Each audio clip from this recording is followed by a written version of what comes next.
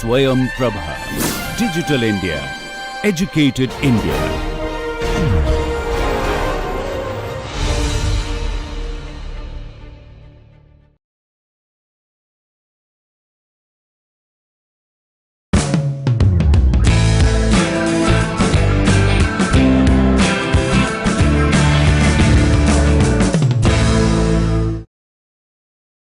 In this class, we will try to look at the approximate shape of plastic zone, followed by Irwin's model in finding out the extension of crack length from the plasticity point of view. He would try to do a redistribution calculation, we will look that in detail. But for the purpose of shape of the plastic zone, what we are going to do is, we are going to use a very simple model, and we will first look at how to get the plastic zone length along the crack axis. And if you look at when the crack is sharp, both sigma x and sigma y varies like this, and your Tresca yield criterion, because your other stress is 0, that directly gives you what is the value of the individual stresses when yielding takes place. What we are going to do is, what is the value of the sigma y stress in plane strain. Suppose I have Poisson ratio is 1/3, in plane strain the maximum stress value would be as high as 3 times the yield strength. So, what we will do in the simplistic model is just pick out that point from this graph and say that is the length of plastic zone ahead of the crack. So, the approach is simple and straightforward, but it is not strictly correct. So, you have this as 3 sigma ys in plane strain, and this distance you call it as plastic zone length with the symbol Rp, and in plane strain the expression takes this form, Rp equal to 1/18 pi k1 by sigma ys whole squared, and this is obtained by using nu equal to 1/3. And in plane stress, you know, the yield condition is satisfied when sigma y reaches sigma ys. In the case of plane stress, it is sigma ys. In the case of plane strain, when nu equal to 1/3, it is 3 times sigma ys. Though the approach is very simple, it brings out a very important pictorial representation that the plastic zone length in the case of plane stress is much larger than what you have in plane strain. So, this is the advantage you get from a simplistic model. This we have looked at what happens ahead of the crack length. Express it as a function of theta, you get a shape which is very approximate. In fact, I had asked the students to plot this for mode 1, mode 2 and mode 3 in the last class. I am sure many of you may not have done it. So, we will have a look at those shapes. An approach like this gives the first order approximation of the shape, because we do not make any attempt to redistribute the load. And for the case of plane stress, we have looked at the Mohr circle like this. I have sigma 1, which is nothing but your sigma y, and sigma 2 is your sigma x, and sigma 3 is 0. This you have to recognize in the case of plane stress. And what you are really looking at is,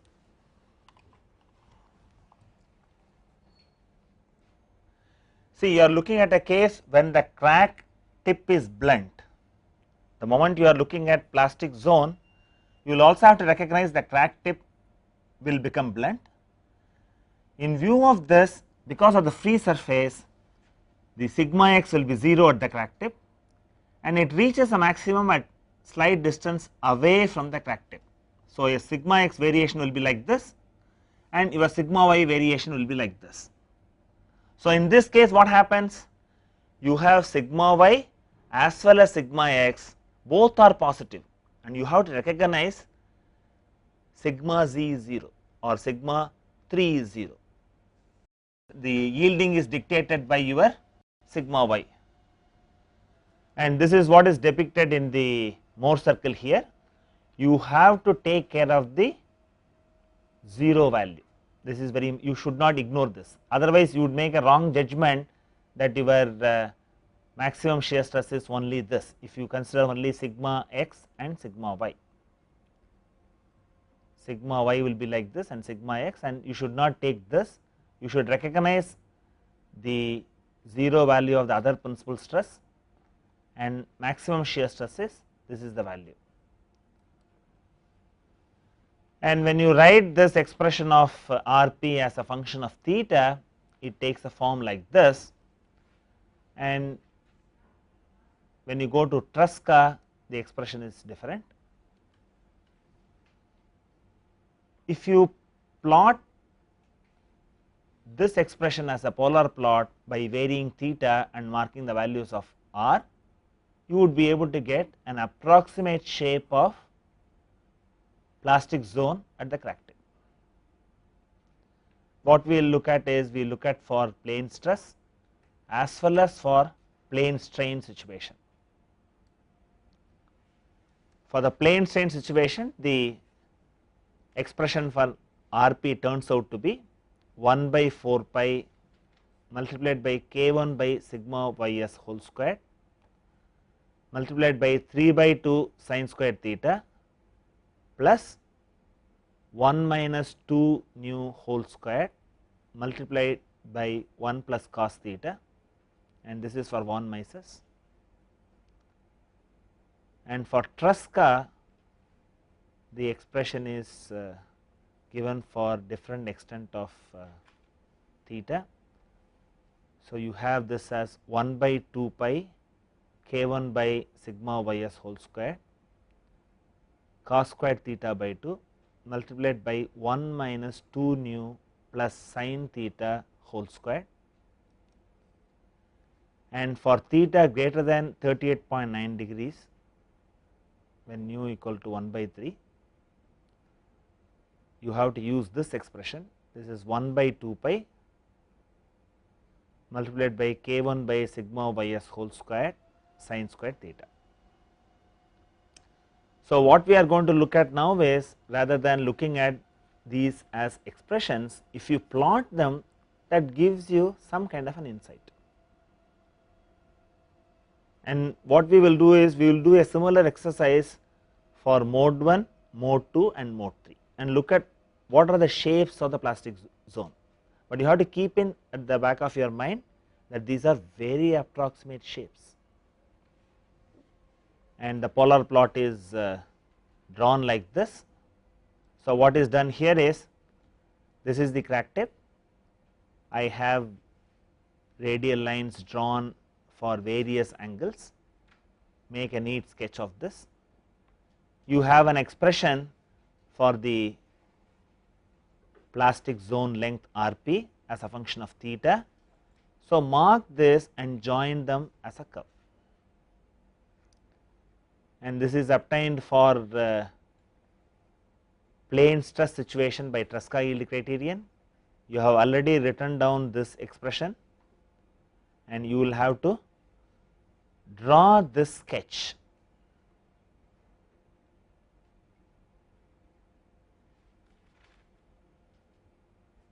This is for plane strain. This expression also I have written.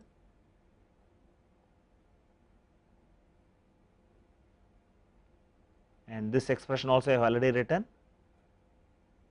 The only thing what you have to do is, you have to draw these sketches. So, I have this for plane stress, where the plastic zone size is very large, and when you come to plastic zone for plane strain, you have a lobe here like this, only this blue and continuous red line you draw it, the dotted line you do not have to draw, and this is how the shape is. And how does this look like? If you look at this, something similar to your isochromatics. They are straight, but it have to be forward tilted, and you have along the crack axis there is some extent of plastic zone is available. Though this is approximate shape, this gives you an insight that plastic zone size is very small in the case of plane strain, quite large in the case of plane stress. And you know, when you change the yield criteria, then also there would be some small change in the shape, it is unavoidable. We have got this for Tresca yield criterion. Now we will go and see how the plastic zone shapes differ when I use the von Mises criterion, and this is for mode 1 situation.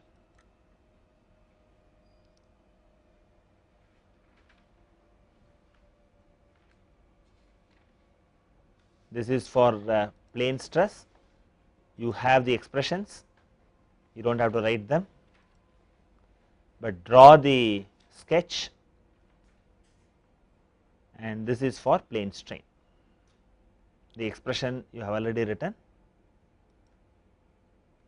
and here again you have a visual representation that the plane strain plastic zone is very small, and this is also very similar to your shape of the isochromatics. There are similarities between the two. So, make a neat sketch of this, and we would have similar plots drawn for mode 2 as well as mode 3. When I go to mode 2 situation, I am not drawing it for both the yield criteria, I will draw it for von Mises yield criterion. This is how the zones appear like this. I think you need to write this expression. Rp is given as 1 by 8 pi k2 squared divided by sigma squared ys multiplied by 14 minus 9 sin squared theta minus 2 cos theta.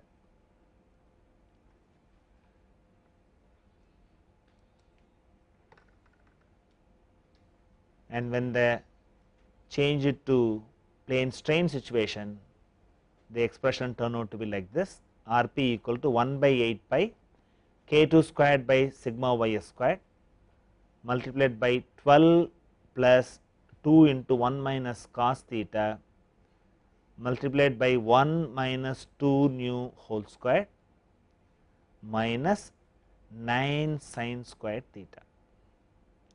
See, let me caution, you have a complicated expression. Many times when you come across a complicated expression, you also attach that this is the correct expression. Do not have that kind of a mental block. This is a very crude representation of plastic zone shape. You will be able to appreciate this only when you look at the Irwin's method of calculation, where he also considers redistribution of load, that too only along the crack axis. That itself is a big exercise. So, unless you go to experimental methods or numerical exhaustive techniques, you will not be able to get the shape for a generic situation. Nevertheless, these kind of plots give you certain kind of understanding on the relative sizes for plane strain and plane stress, and this also you can notice how does this shape look like. I have already shown you mode 2 isochromatics, similar to mode 2 isochromatics. So, that is one way of comparing the shapes, and the difference between plane stress and plane strain is not that significant in the case of mode 2. In the case of mode 1, the sizes were quite different for the two cases, and what you need to draw is just draw the shape. You do not have to draw this polar plot the way it is drawn. This is to aid your understanding how this graph is drawn. You collect several points for various values of theta and join them as a smooth curve.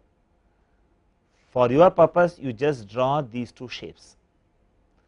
Now we will go and see what is the type of shape in mode 3.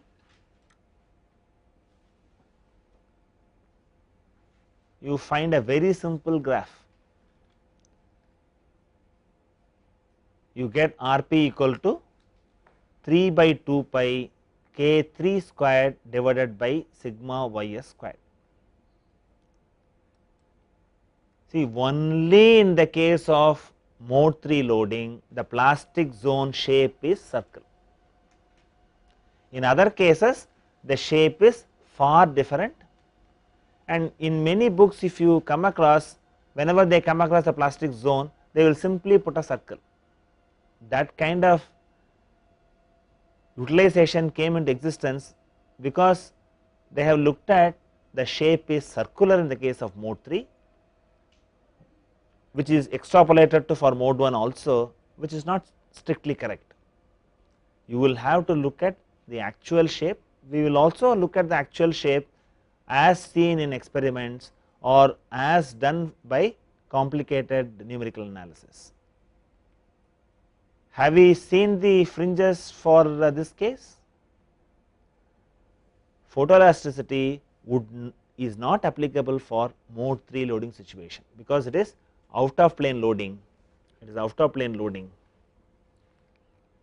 Photoelasticity is not applicable. It is only for in plane loading you would be in a position to do. So, photoelasticity is applicable only for mode 1, mode 2 and combination of mode 1 and mode 2.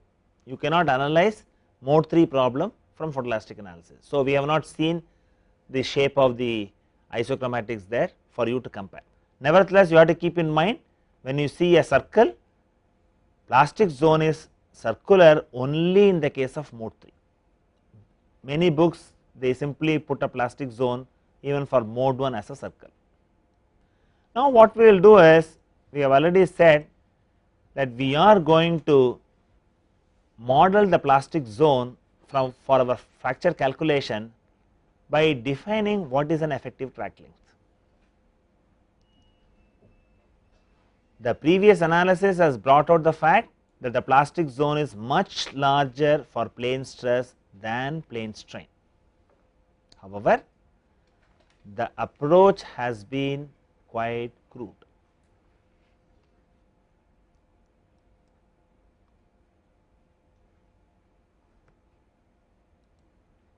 The incremental crack length has to be determined based on the redistribution of stresses that were above the yield stress. If you do not do that, the estimation of incremental crack length would be erroneous.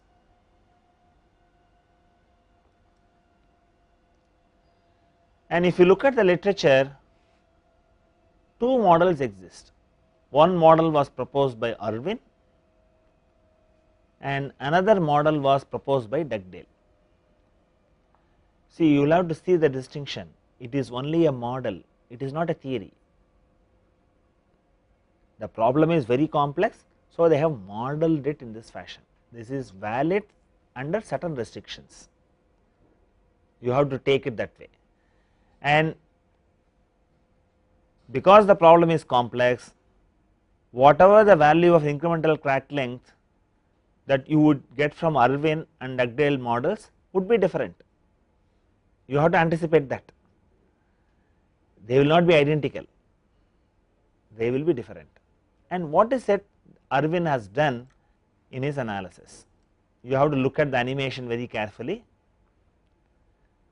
and this is considered as elastoplastic analysis because we do some kind of redistribution of load, and he definitely presented a simplified model which considers the redistribution of load due to plastic deformation. And how the model is developed. You make a sketch of this I have a crack tip and you have on the x axis the distance x as well as the length of the plastic zone Rp.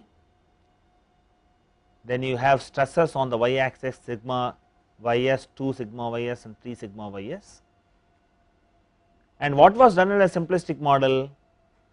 In the simplistic model, you simply marked this and said that this is the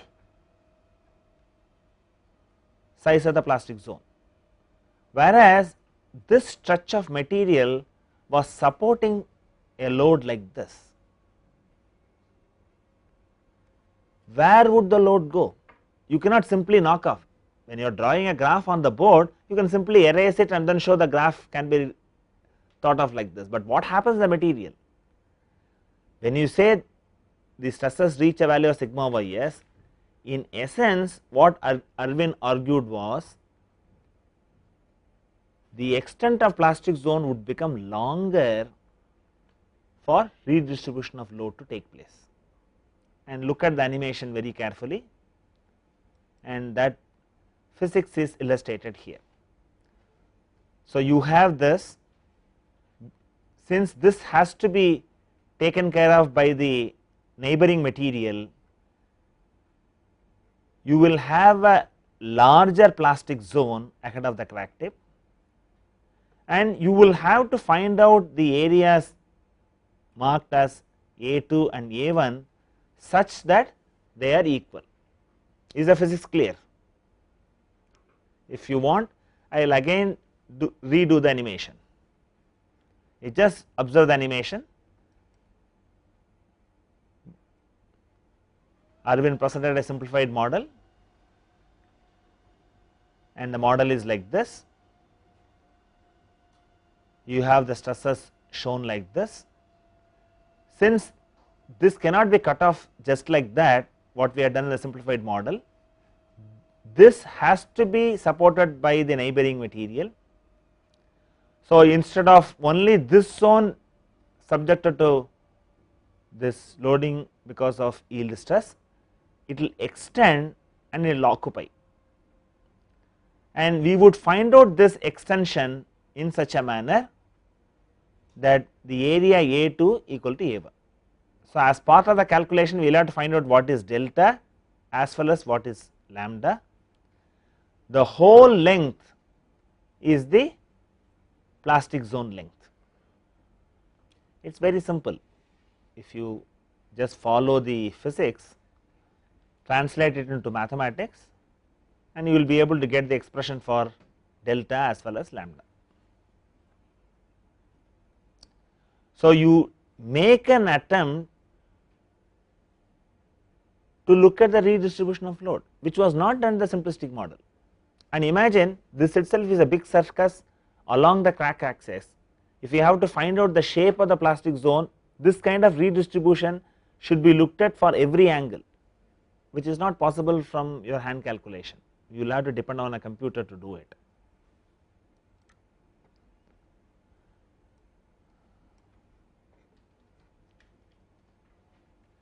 We will start our discussion from our simplistic approach.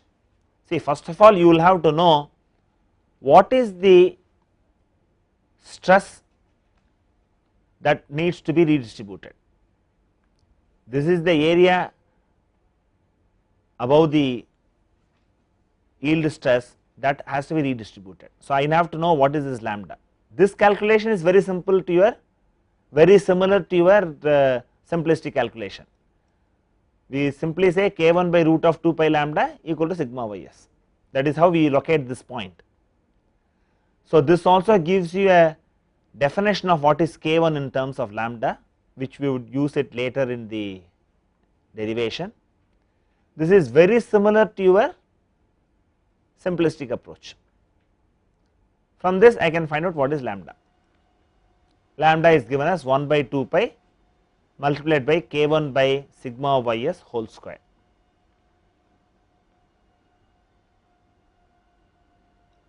What we say here is this estimation of plastic zone length along the crack axis is not strictly correct.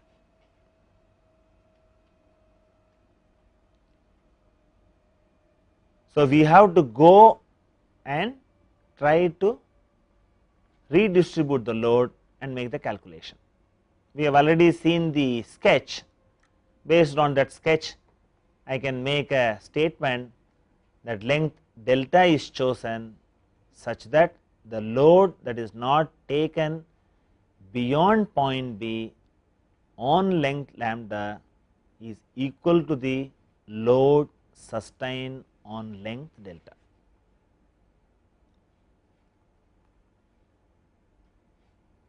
What is the load not sustained on length lambda? What is shown as area A1 is not sustained on length lambda, and I have taken a plate of thickness B, and the expression is written like this. It is integral delta to lambda sigma y y dx minus sigma y s lambda. See, just because it is written in the slide, I have been saying many times, you have to be alert. Is it right?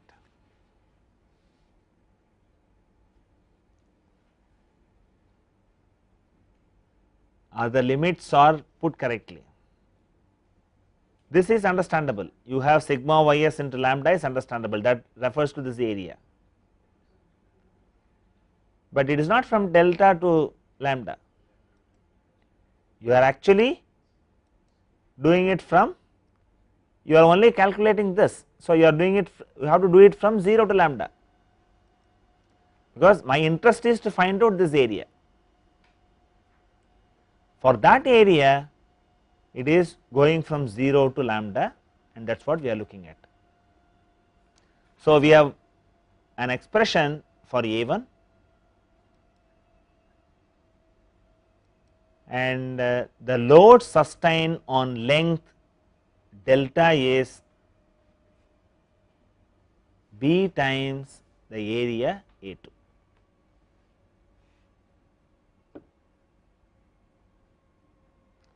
So, I have this as B times sigma ys multiplied by delta. See, I will also have to caution you here on symbolism. I have used delta in these derivations as the extension of the original crack A by a fictitious length delta. For all my future calculation, I will use the length of the crack as A plus delta, but delta as a symbol for advanced studies, when you go to EPFM, it is used for crack tip opening displacement. See, we have also seen crack opening displacement expression. The crack opening displacement talks about what way the crack opens up when you have loading applied. We have seen that it opens up like an ellipse. Once you go for elastoplastic analysis, people define crack tip opening displacement that comes from Irwin's model or Dugdale's model. We are taking a crack length as A plus delta. So, we will look at, in those contexts, delta will be used for CTOD. So, depending on the context, attach a meaning to the symbol delta, and we are discussing the plane stress situation, and we have to equate the two.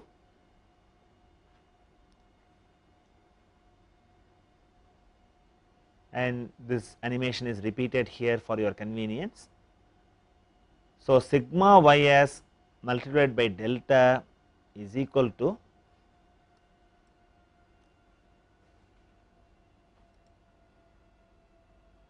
integral 0 to lambda sigma yy dx minus sigma ys lambda,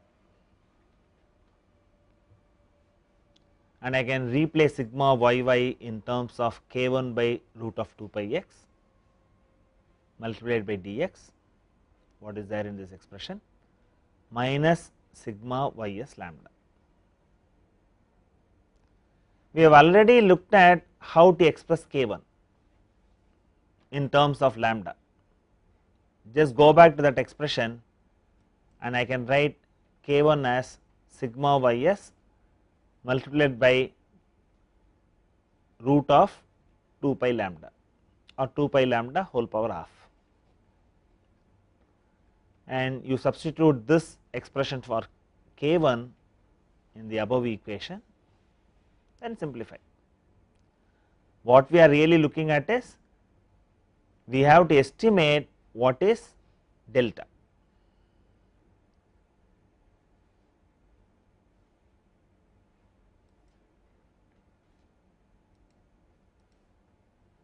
So, what you have here?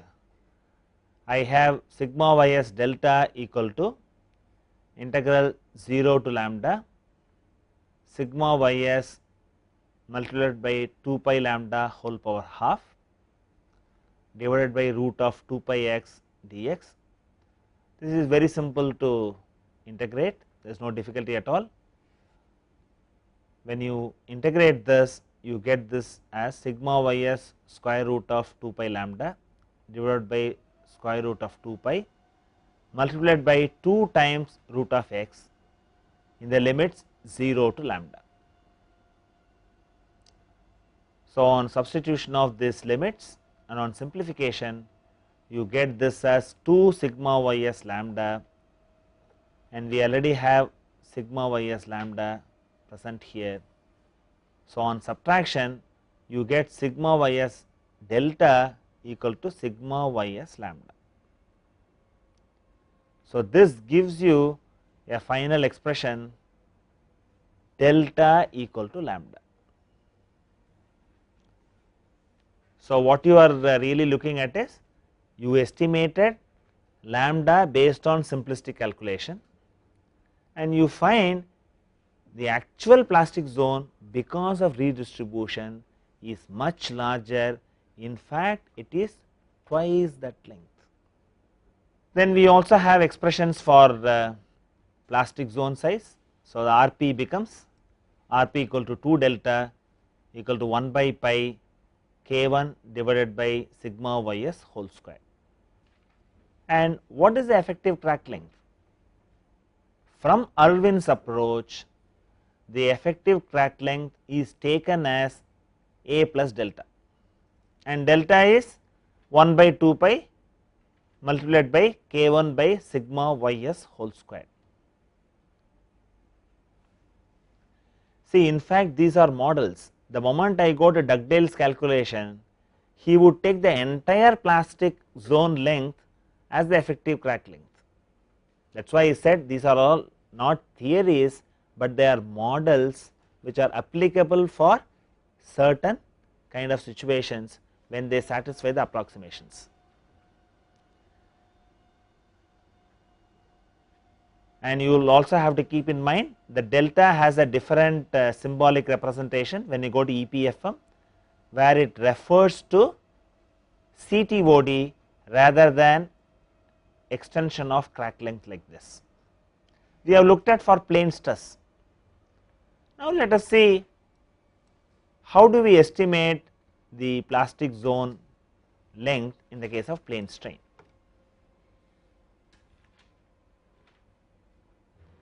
Here again you look at the simplistic model.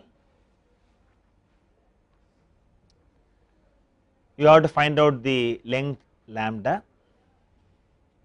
and what we did, we simply took the stress at the crack tip is 3 times sigma ys when nu equal to 1 by 3. While doing this calculation,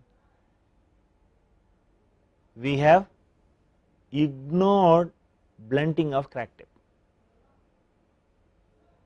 In reality, when you are looking at plastic zone correction, blunting of crack tip also takes place, you cannot ignore that. So, what we will do is, without blunting, what is the kind of result that we get? With blunting, what is it that we have to modify?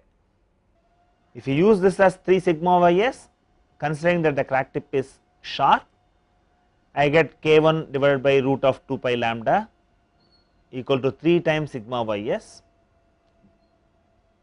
Hence, lambda becomes 1 by 18 pi k1 by sigma ys whole square.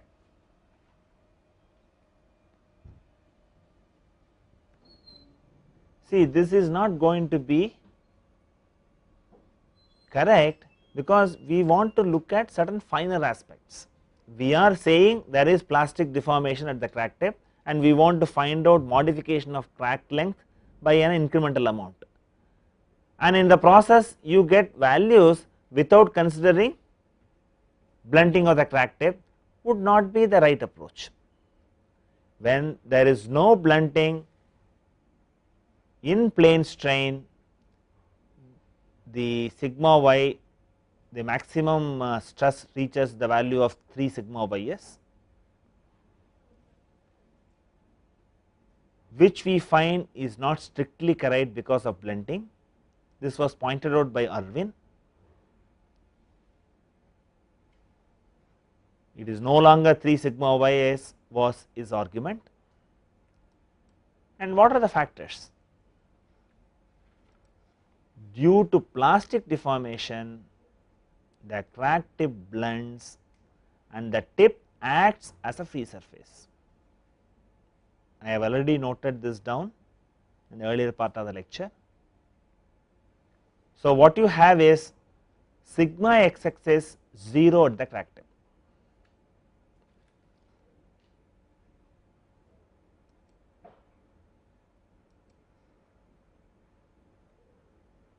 So, sigma xx is not same as sigma yy, and the effect of release of sigma xx is felt for some distance on x axis beyond the crack tip. So, when you get into the yield criteria, the maximum stress, the value of stress corresponding to yielding to take place will not be 3 sigma ys, it would be different than that. Some estimate needs to be done. Irwin made that estimate. What he had done was, the failure stress is closer to square root of 2 root 2 sigma ys, which could be simplified and taken as square root of 3 sigma ys. So, if you really look back and see, what we were really saying is, when the crack tip is sharp, your simple calculations show that sigma y would be 3 times sigma ys. If you consider the crack tip to be blunt, you have to modify that as root 3 times sigma ys. This is an accepted practice. Many other discussions in fracture mechanics, we will use this value. So, I get k1 by root of 2 pi lambda as root of 3 sigma ys.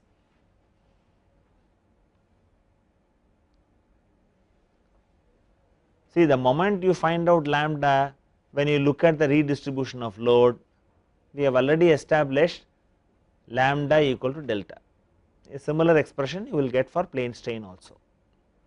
From that you can write what is the size of the plastic zone, as well as what is the effective crack length. The plastic zone size for the plane strain case becomes Rp equal to 2 times delta, that is equal to 1 by 3 pi multiplied by k1 by sigma ys whole square. So, if I look at the effective crack length, I would have to get delta, which would be 1 by 6 pi k1 by sigma ys whole square. See, now what we will have to look at is, what do you understand as small scale yielding approximations? Because this is a key idea that is useful in applying LEFM.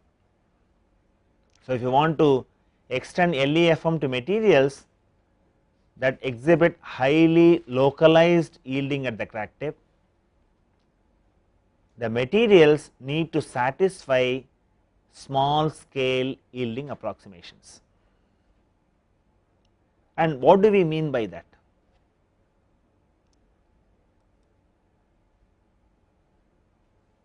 we will see three aspects of it. The first aspect is the size of the plastic zone as well as the stress distribution in the singularity dominated region surrounding it are characterized by the single parameter k.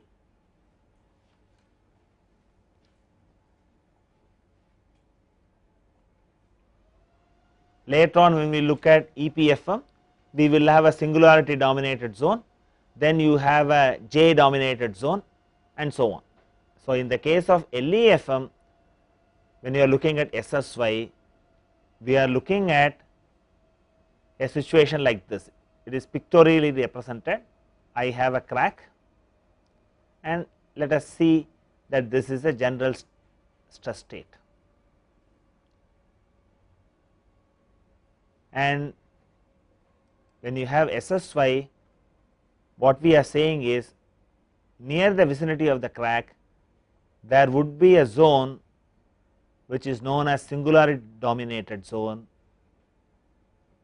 K is important. Mind you, this is a highly enlarged picture. For clarity it is drawn like this. Make a neat sketch of this. And within the singularity dominated zone, I have what is known as the fracture process zone.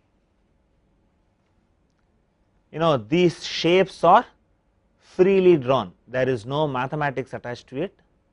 So, you have to take it as representative figures.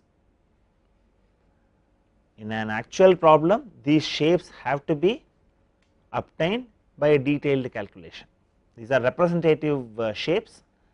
So, what you are really looking at it, you may have general stress state prevalent everywhere, but near the crack tip you can identify a zone which is singularity dominated, within which you have a fracture process zone.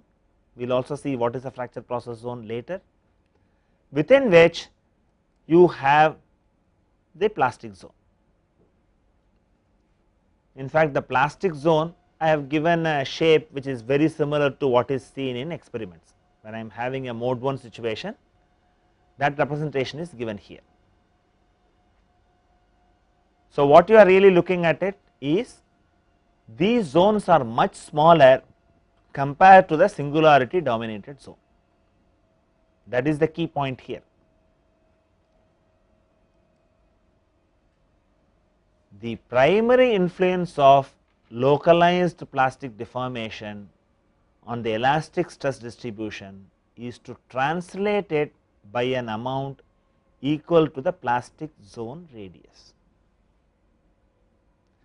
In fact, when you looked at the development of Irwin's model, we shifted the graph to the right. Something similar to that is being stated here.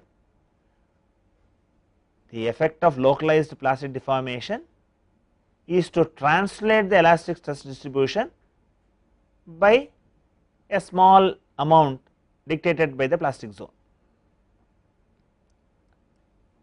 And the third point is, if the region of plastically deformed material is contained within the singularity dominated zone, I can still apply the failure law of LEFM provided the physical crack length is corrected as A plus delta.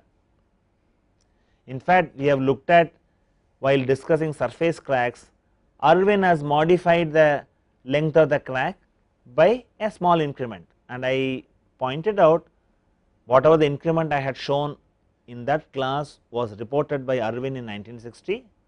We would see improved calculation of this in the next chapter, and we have seen those expressions given by Irwin in this chapter. So, you have to replace it with these expressions when you do the calculation. But what it essentially says is LEFM is still applicable provided I change the crack length, A effective as A plus delta. And there is also another thumb rule that you have. SSY is generally not applicable for materials for which the yield strength is less than 400 MPa. So, you have to apply some of these conditions only for high strength alloys, alloys which have yield strength greater than 400 MPa. And what is a fracture process zone? We have also seen that in the picture. It is a region of material at the crack tip undergoing transformation leading to fracture. To aid your visualization, this picture is shown again. You do not have to sketch the picture, just observe that the fracture process zone is within the singularity dominated zone. And if you really look at the LEFM theory, it does not require that we even understand the mechanisms occurring at the atomic level in order to establish critical stress conditions. Having said that, we should also realize, however, the more we understand about these mechanisms, the better we will be able to fashion materials to enhance their resistance to fracture. From LEFM point of view, it is not required for you to worry, but from fracture mechanics point of view, an understanding will definitely help you to improve the material that you want to use for such applications. And people have indeed developed. There are certain alloys which would change their from body centric cubic type to face centered cubic, and thereby stiffen, and they will be able to withstand very high level of stresses. Now, what we will look at is what is the motivation of Dugdale model. See, Irwin's model was very simple and straightforward. There has to be a need for another type of model, and what way Dugdale has approached. See, an elastic analysis predicts singular stresses at the crack tip,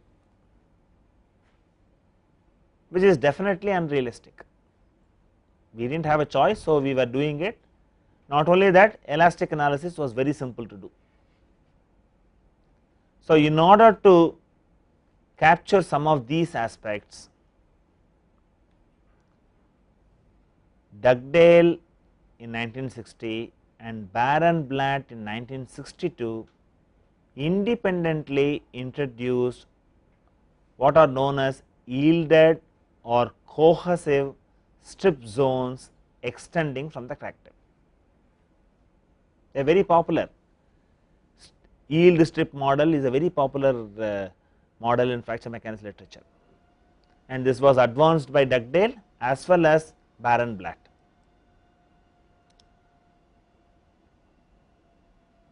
The opening of prospective fracture surfaces ahead of the crack tip is assumed to be opposed by a cohesive stress,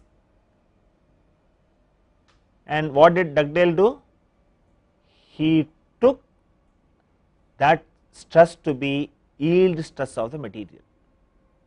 When we develop the Dugdale model, we will also see he would make several assumptions. It is applicable for plane stress, and the material obeys elastic, perfectly plastic. When all these conditions are satisfied, his model reasonably predicts what happens at the crack tip.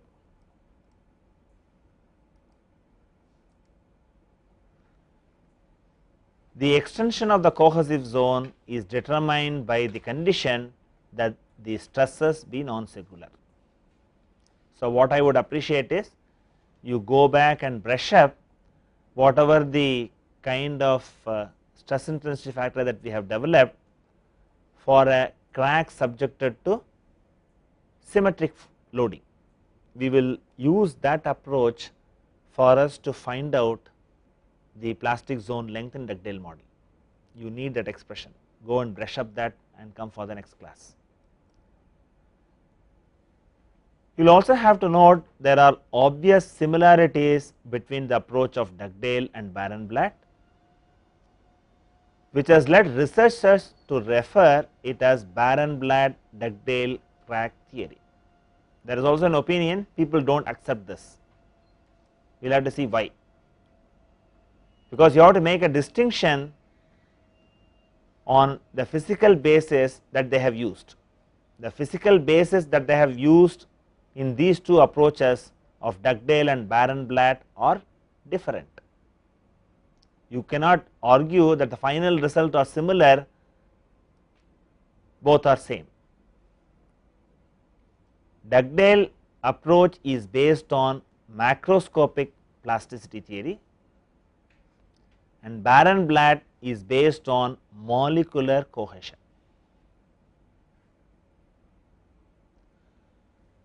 So, in this class what we have looked at is, we have looked at approximate shapes of plastic zone at the crack tip for mode 1, mode 2 and mode 3, and I pointed out only for the mode 3 situation you have the plastic zone shape as circular.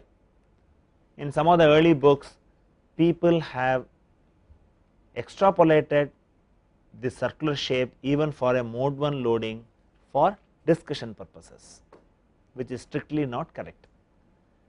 Even the approximate shape what we have got is only an approximate in that you have to keep in mind, because you have to do detailed calculation to get the shape, you have to do redistribution of load, and we have seen in the case of Irwin's methodology how to find out the extension of plastic zone along the crack axis. Based on that, he also provided what way the original crack length needs to be modified. Then we moved on to understand what are SSY approximations. Then finally, we looked at what is the motivation of Dugdale's model. Thank you.